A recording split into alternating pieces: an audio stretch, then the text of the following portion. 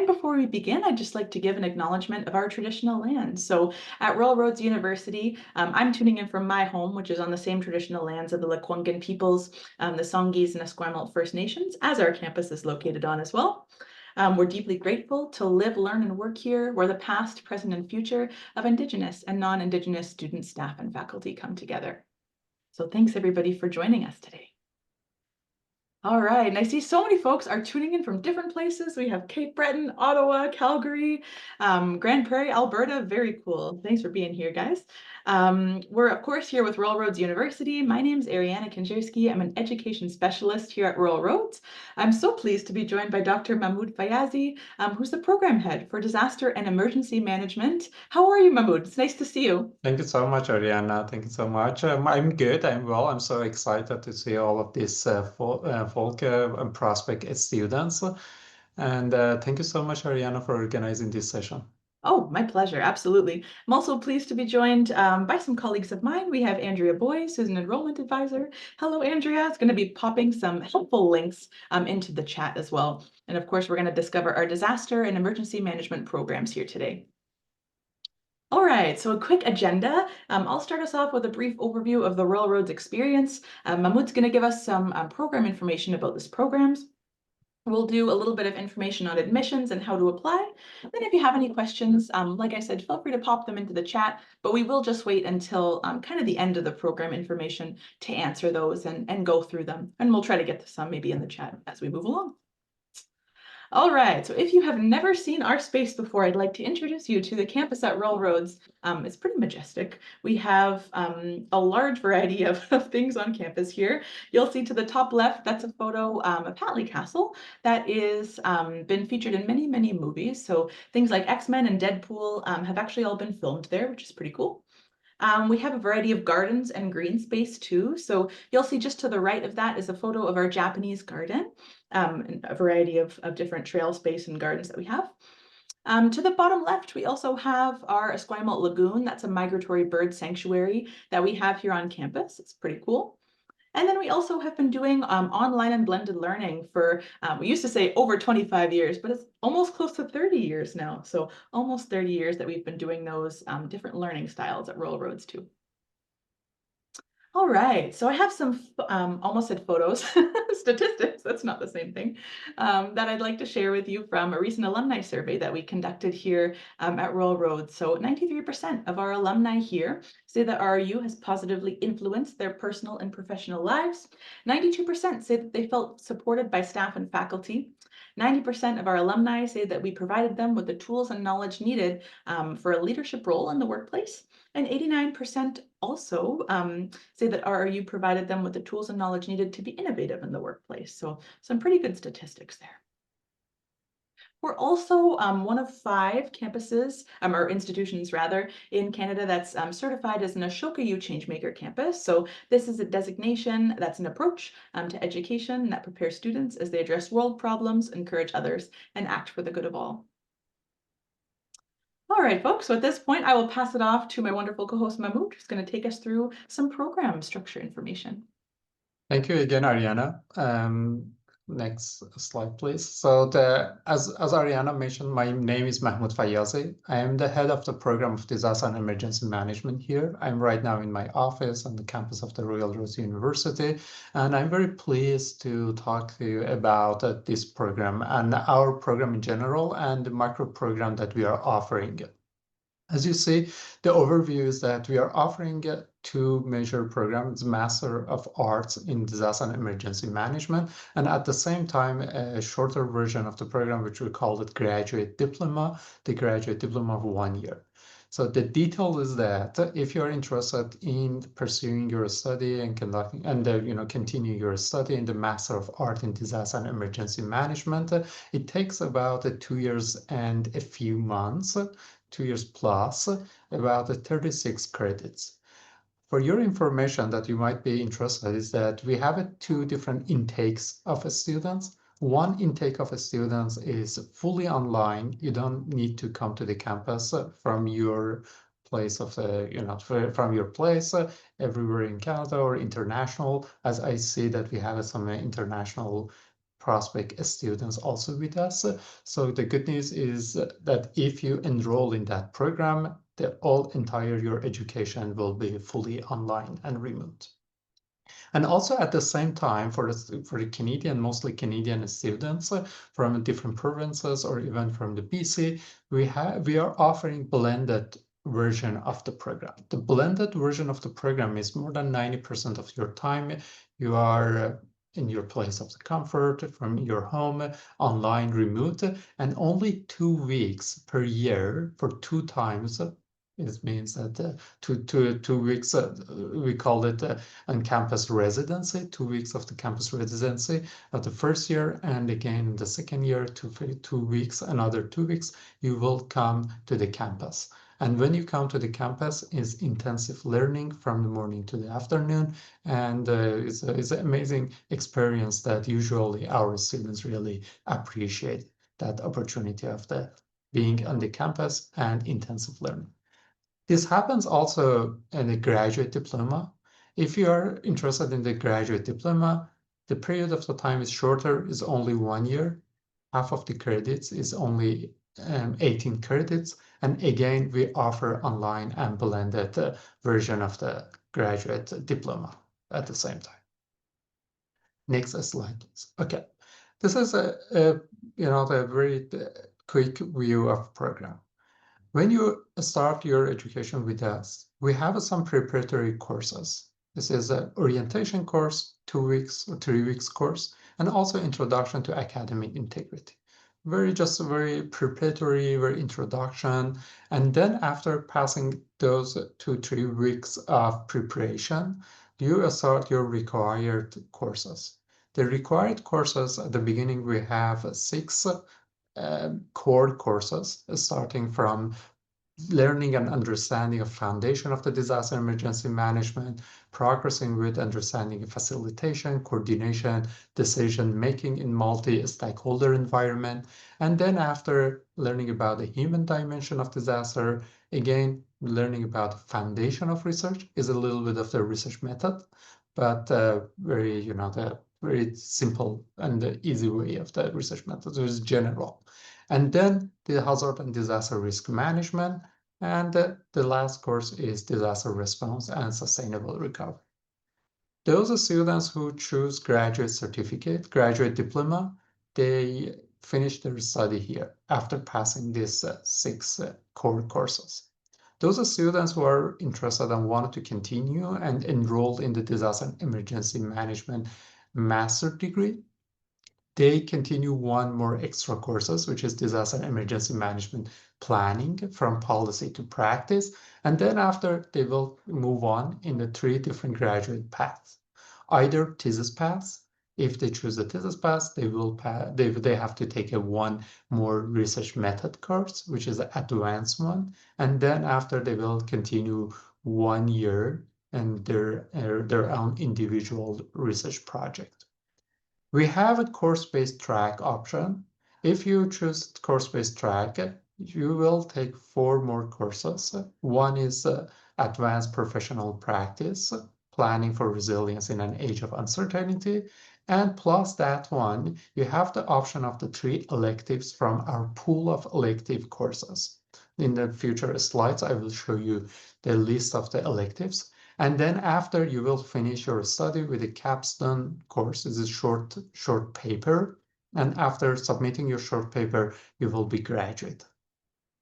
We have another graduation track, graduation path, which is a combination of the course base plus internship. For those folk who are interested in exploring a little bit of the work experience, exploring different relevant organization, we have the option of the internship as well. For those who are interested in internship, so they have to take 2 more extra courses. One is Advanced Professional Practice, the same, plus 1 elective from our pool of electives, and they choose internships, which is about 400 hours of work with an organization, and then 1 extra course, which is a short paper course as well. Next slide, please. So in terms of the numbers, you will see the numbers in the 3 different graduate paths. Thesis paths and course-based track and course-based track with the internship. As you see, they all have to finish 7 same required courses. The difference starts after 7 required courses. Those who want to continue thesis track, there is a one advanced research method course, 12 credit about their thesis, and they finish with the 36 credits. For the course-based track, after finishing 7 required courses, there is a program required elective. In this case, for our project, for our course, for our program, is advanced professional practice, and then their elective courses and short paper. And for those who choose internship, again the same, but the difference is that the internships will play the role of 2 electives for 6 credits. And then they will take the last course of the electives and the short paper. And they finish all the programs, they will finish with the 36 credits. Next slide, please. These are our pool of elective options. So very, very, very diverse, very different based on your interest and your expertise or desire. You may choose courses from the humanitarian actions, advanced policy and practice, psychological interventions, indigenous perspective on humanitarianism, very, very different courses, risk and crisis communication, in intercultural competences, so many different courses that we are offering, but the availability of the courses also depend on the popularity of the courses. We run a survey, and based on the survey, based on your choices, this our students' choices, and the number of the courses being selected, pre-selected, we offer the courses that are much, we offer the courses are very popular. Next slide, please. Just for your information, I have this slide here as a sample of our course designs. So our programs, as I mentioned, all run through the platform, online platform. It calls Moodle. It is a synchronous learning opportunity. For example, for the course, the first course is a foundation of disaster and emergency management. The students will have some readings, some activities, some teamwork assignments. For example, this is just a sample of one of our courses. For week 1, we start from the definition of the hazard and disaster. The idea is to complete 3 academic readings about the defining disaster, discussing definitions within your team. Then we move on of understanding. Each team has to select the different definitions of the disaster. We will have an individual review of some experiences, some the hazard and the disaster, previous disaster. For example, the review of 2014 Manitoba floods or 2013 Lac-Mégantic terrain derailment. And then we have some other activities. As long as we continue in the course, we will have a more advanced materials and more advanced topics to cover. For example, in the week 7, we will have paradigms and perspectives. We will discuss, and each member of your team will critically analyze one province or territory's emergency management act, policies, regulation, and we will analyze from the different perspectives. This is one example, but at the same time is fully loaded with experiences, with the lessons from the practice, and also we are endeavoring and working on bringing some real life experiences from the sectors of the practice into our program. Next slide, please. And at the same time, the good news is that we have so many different extracurricular activities. For example, one of those initiatives is, maybe you already heard about this, through our networks, either LinkedIn, Facebook, and other the communication platforms. We are running a lecture series. It's called Disaster and Emergency Management Lecture Series. in our lecture series is public, is open to the public, and for the, we are addressing different audiences. For example, rather than beyond that, our students, we are also inviting practitioners, people from different organizations to join us. And every time in every month, we have a lecture and one of the experts in the field, we invite them to present one aspect or one topic about the disaster and emergency management. As you see, for example, in September, we already scheduled a lecture with Miss Nancy Pauls, if I'm not mistaken, is very, a small font. And the idea and the topic of the lecture is a gender transformative approach to emergency management. If you haven't registered yet, I would invite you to go ahead and register for that lecture. We have other lectures already scheduled for the month of October and November. And also, when you click on the link and have access to our lecture series, you will have access to the recordings of our previous lectures. Thank you so much, Andrea, for putting the link of the lecture series here in the chat. I think I'm done, Adriana. Get back to you. Yeah, thank you so much. That was great. Great information, Mahmood. We appreciate it. Okay, so folks, at this point, if you have any questions, if you want to type them in the chat, as I mentioned, you can also ask to unmute. If anybody would like to ask a question, you can use the raise hand feature, and we're happy to answer any of your questions now. I'll just give it a moment, and if nobody has questions, we can move on, because I have some more information for you.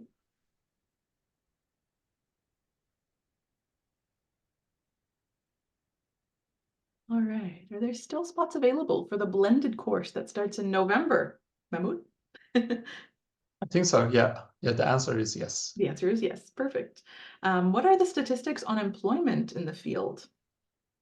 That's a good question. We have an Office of Alumni Relationship, but I think that the question has to be answered by that office. If you're interested to getting a statistic, I will be more than happy to connect you with our colleagues from the Office of Alumni Relationship. Thank you. All right. Stephen's asking, how many students are admitted into the online intake model? That's a very good question. We used to have a cap for our program, for every intake of our program, but recently, because of the lots of the requests and also a little bit of the push from the industry, we finally have to remove the cap. Right now, the cap is about 45 students for every intake. Okay. Awesome. Thank you. And Diane, oh, we got questions flying in the chat. Hang on. Diane's asking, as a parent of 5 children, you're amazing, Diane. I am concerned about workload sustainability. What kind of hours of dedication can be expected per week? And they're asking mostly about the online coursework stream. So to be honest, the coursework is a bit heavy, and you should be ready for the the coursework. But we had students who manage working at the same time, full-time work, taking care of their parents, their sick parents, the children. But I would say that is manageable, but never underestimated the level of the work. Great. All right, another question, is there a list of speakers and instructors? Oh, I believe, yeah, Andrea is saying, putting a link there where you could see all of our faculty bios. That's great. All right, moving right along. Does the university have any dorm rooms for us to book for the in-person portion? Yes, we do have accommodations, I believe, on campus for that residency portion. My goodness, the chat is going by fast and furious here. Bear with me here, folks. All So right. in terms of the transfer of the credit, I would say that yes, it's possible. We had the experience of the bringing students and finally accepting their credits if they had relevant program or relevant, the courses. For example, in terms of the transfer of the credits, maybe your previous credits could be considered as of those electives, but you have to pass all the required courses. But you can maybe bring some of your previous credits from different institutions to satisfy our electives. That's great. Tanya's asking, do students have the opportunity to complete the internship during a time frame when courses are not occurring or during online coursework timeframes only? Is not at the same time, so you have to finish your core courses and the first internship course for first elective courses. Oh no, sorry. You have to finish your core courses, 7 core courses. After finishing 7 core courses, there is a window of time, is about 4 months, if I'm not mistaken, sometimes between April to end of July or begin or end of August. I have to double check. In that period of the time, you have to finish your internship. But at that time, you are not taking any other course. Great, thanks. Alex is asking, are there specific course times that everyone needs to log into or be completed at their own time, asking for those in various time zones?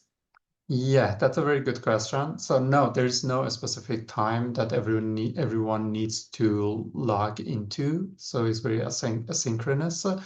And but every course, every instructor, they schedule the office hour 1 or 2 times per week, only for 1 hour. There's no mandatory attendance for those office hours. Those office hours are just there to answer a student's question, is if there is any question, or a little bit of the explanation, or the further information to provide for the course assignments and weekly activities. Great. All right, another question here. What kind of work or documents could I complete to contribute to my municipal organization to quote unquote sell this program for organizational support? That's a fair question. Yeah, what kind of the work that can they completely contribute to municipal? That's a very, the difficult question. I don't know exactly what kind of the work or documents. So All right, so we'll leave that one to the yeah, I staff will for leave now. that one. Sorry, I don't Karen. have an answer for that one. Yeah, thank you.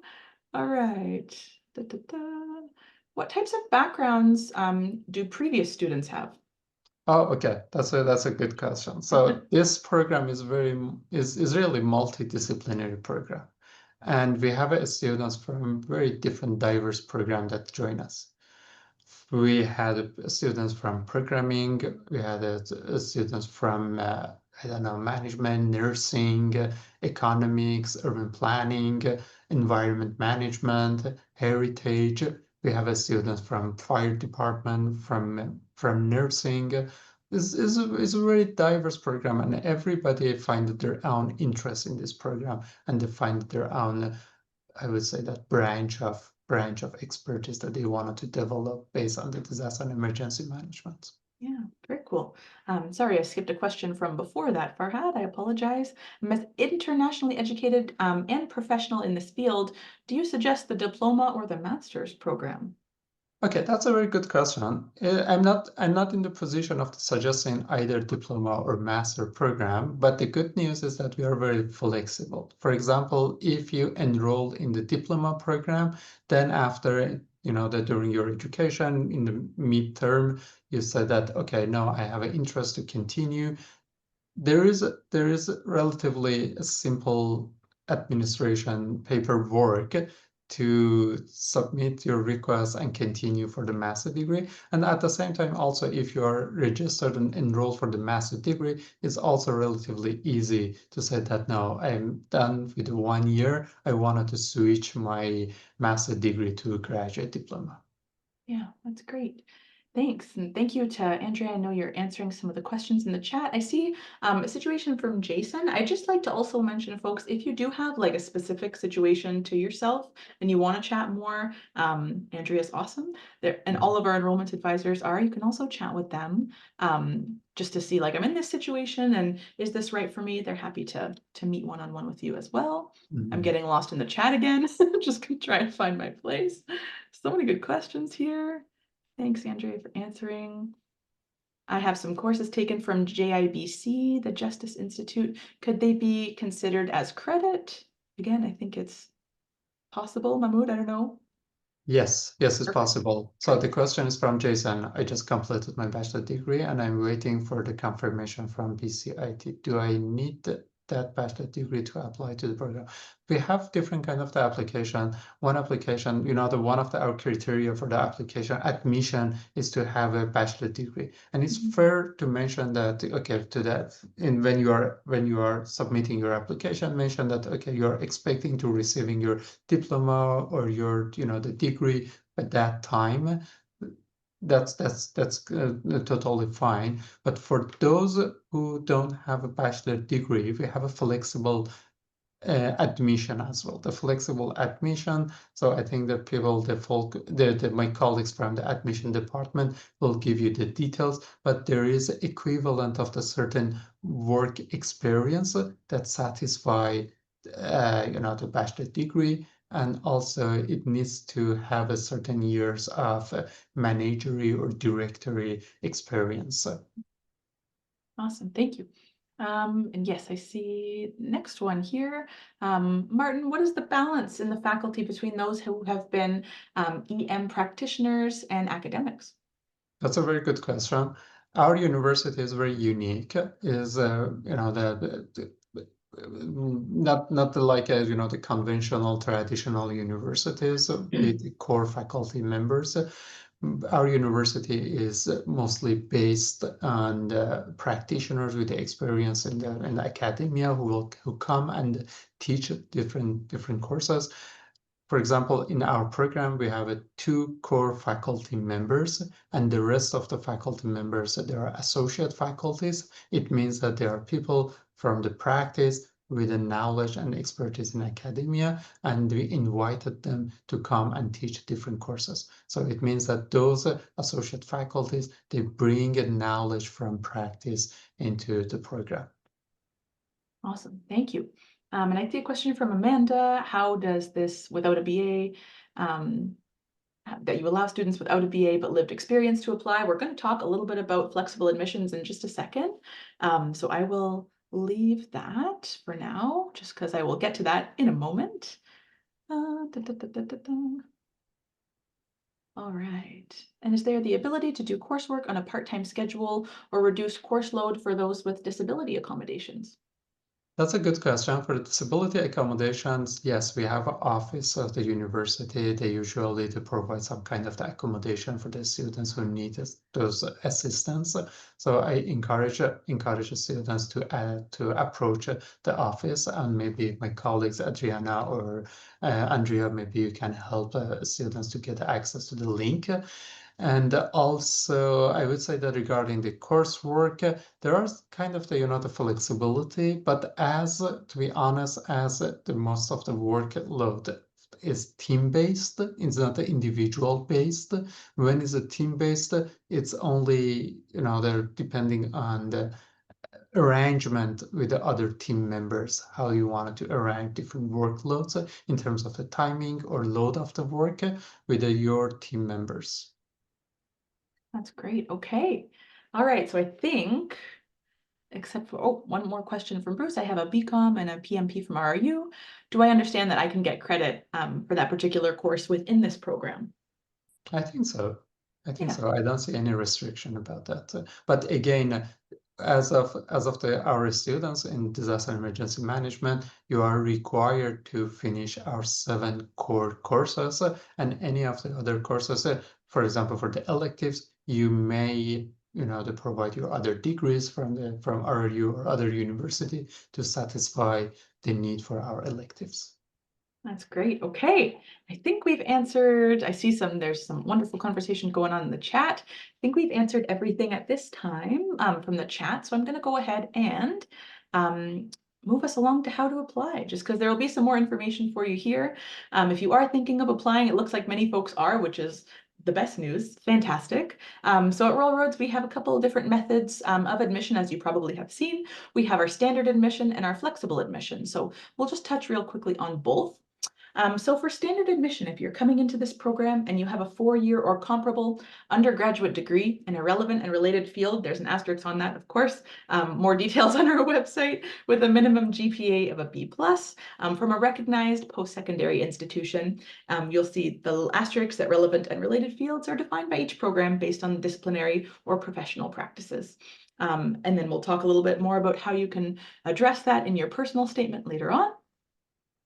We also have flexible admissions. So I know somebody was mentioning there in the chat. So if you meet the degree requirement, but not the GPA requirement, you're normally required to have a minimum of 5 years of relevant professional experience. And applicants without an undergraduate degree will normally require 10 years of work experience with a minimum of 2 years of relevant professional experience in a leadership or management position. Or a combination of education and experience. So this is all based on our admissions adjudicators, rather. So it's all based on a case-by-case basis. You may also be required to complete academic writing and critical thinking with a passing grade prior to starting the program. That's a course that we have here at Royal Roads. Okay. And some language requirements as well. So at Royal Roads, English is the primary language of instruction and communication. If your primary language is not English, you can meet this through a few different ways. So you can either hold a recognized credential from an English-speaking country. You can submit an English language proficiency test score report. We have also our Global Learning and Language Center programs that you could complete, or you can complete a pathway program with one of our language school partners, and you'll see the link there is on the screen. You can check more information on that on our website here. Okay, so how to apply? I know somebody was also asking in the chat about the online application fee. So that's $136.69. And then we also have some supporting documents. So we require things like official transcripts if you have them, a detailed resume, a personal statement. That's a little bit like if you were applying for a job and you submit your cover letter. So you're trying to explain really, why are you a good fit for this program? What do you hope to get out of this program? A little bit more about who you are, if there's any things on your resume you want to mention, things like that. Again, all of the instructions are on our website on how to do this. 2 letters of reference as well. Those can either be personal or professional or academic. Messing up my words today. And we also have the English language requirements, as I mentioned here. Okay, some key dates. I know somebody in the chat mentioned the application deadline for the blended intake. My friends, if you want to start this August, we have, I think, 3 days. So there is still time. If you're ready after this webinar, we hope you are, to submit your application for the blended application deadline, August 24th, starting in November of 2025. Or there's also, if you're looking into the future, 2026, August 23rd, 2026. Online, for the online version, we have application deadline of March 22nd, 2026, starting in June of 2026 as well. Okay, and some services that are available just to kind of finish up our presentation here today. So we have different services at Royal Roads. We know going back to school, this is a really big step. So if you're looking for financial resources that are available to you, like loans, bursaries, scholarships, other funding, emergency funding, we also have our friends in enrollment services. Shout out to Andrea for being here and for answering those questions. They're super awesome. They can be reached at learn.more@royalroads.ca. And I know Andrea usually put the link to book an appointment as well. So if you want to book an appointment, you want to chat with somebody and really get to know, what is the best program? What is my options here? You can do that. There's also some phone numbers if you want to give someone a call. There's local and the toll-free for North America as well. And like I said, they can help you narrow down program options. They can answer questions, or they can connect you with students, alumni, and program heads like Mahmood if you want to chat. Okay, and with that, I see there is some activity here in the chat. I do just want to say a big thank you. I believe that, oh, somebody's asking, can we go back to the intake dates page, please? Yes, of course. I'll just put that one more time on the screen. I just want to mention too, that's on our website. So if you are curious, you're like, I wonder which one I'd like to apply for, all on our website. So feel free to take a photo or a screenshot, whatever works for you of this page. But it's coming up, whether you're wanting to do 2025 or 2026, it's coming up. And it's a good time to apply at any stage. So feel free, if you want to apply, to put in your application, get your documents together. There's no time like the present, as I like to say. So all right, I think that is.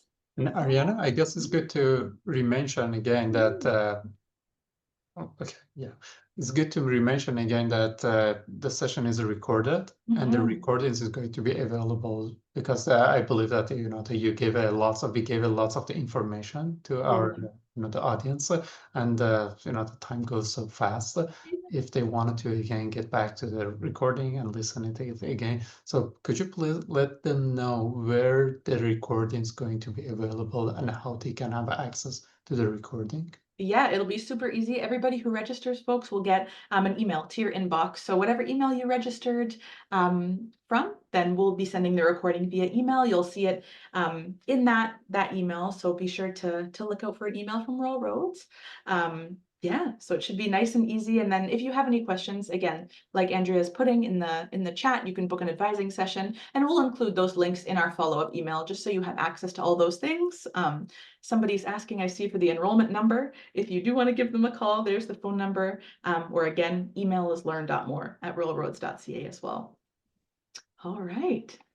I think that is all for us today, folks. Mahmood, I'll just give you an opportunity. Any last things you want to say before we wrap up here today? Sure. Thank you so much again, Ariana. I'm so happy, to talk about the program with our prospective students. I would also just only mention that please don't hesitate to contact me, to reach out to me. If you ever have any question regarding the program, I will be more than happy to chat with you about the program and answer your question, a specific question about the program later on.